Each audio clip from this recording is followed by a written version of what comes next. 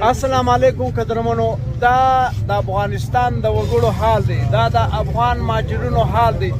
په روډ باندې پراته دي، په روډ او په دنیا کې و دغه قوم ته و دغه خلکو ته رحم نسته.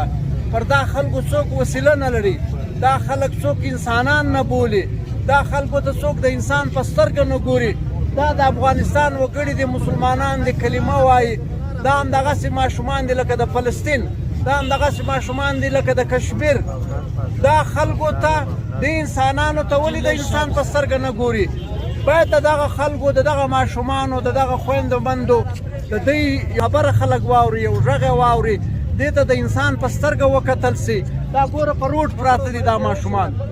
دا د دې هېواد د دې خاورې دغه ماشومانو، سپین سرو، سپین ږیرو زنانو ته څوک د انسان په سترګه نه ګوري، انسان یې نه ګڼي.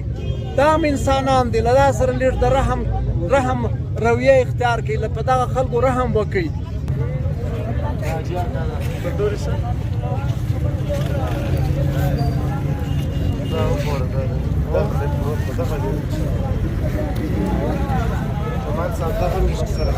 یا بس صحیح ده، صحیح ده، مهرباني.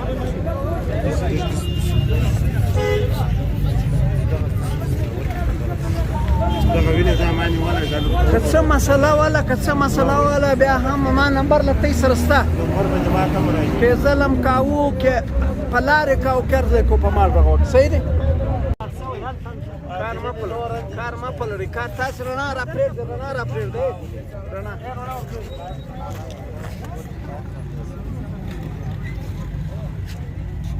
دغه جماعت صاحب بلکل دې ښکاره کړو. رڼا راپرېږدئ یار، دا رڼا راپرېږدئ.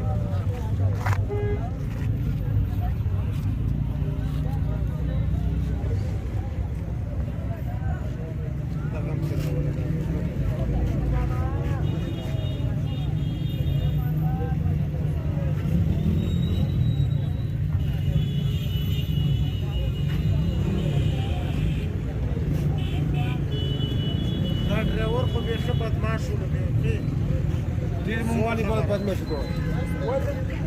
قسم دا غریبان چې دا ورته دا د خپل دې کراچۍ ته ځي، راځه مازغم مه راخرابوه.